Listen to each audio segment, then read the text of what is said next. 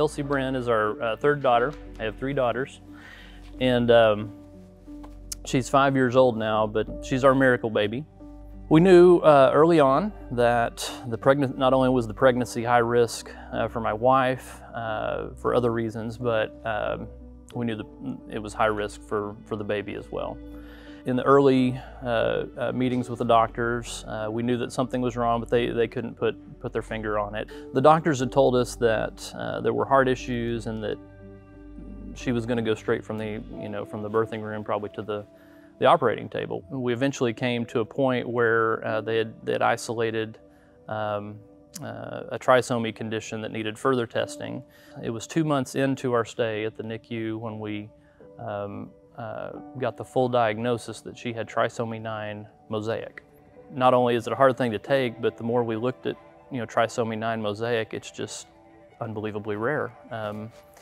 We know now that there are maybe 50 documented cases in the United States, maybe 200 worldwide. There's probably more, but those are the documented cases. And what that means to us, and what of course the doctors will say, is that we don't know what that means for her lifespan, for her quality of life.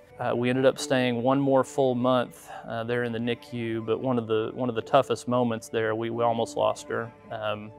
As I mentioned, she had breathing issues, and so she was intubated the majority of the time. But as she was making progress, and as the doctors were, trying to help her thrive, we made the decision to move and to try to, to extubate her, to take it out so she could breathe on her own. And when they did that for the first time, she closed up and just almost didn't make it back. And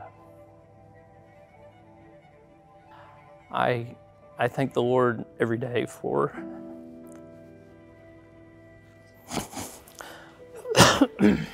sorry. I thank the Lord every day for the doctors and the nurses that were there.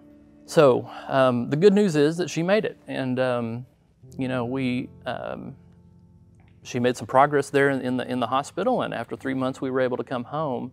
But she was on oxygen, she was on a pulse ox, and she also had operations while we were there.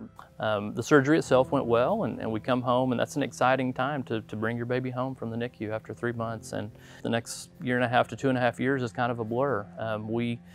We were dealing with all of that at home. The moment you come home from the NICU, you have to deal with all those things that the nurses were so skillfully taking care of, and you're doing it yourself. The important part of this story is that we got on the waiting list for the Little Lighthouse just almost immediately after we came home from the NICU, and I'm so glad that we did.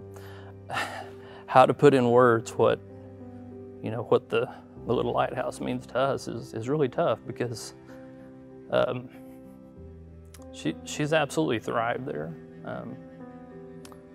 She's made so much progress. The teachers, the therapists, the administration, the staff there, for them to come alongside and fulfill that mission, to come alongside special needs families that need that help, they need that guidance, they need something, and they need to connect with people like you. We need to connect with people like you who maybe have been through it before or are walking through it right now. It's an unbelievable ministry, and I praise the Lord every day for it.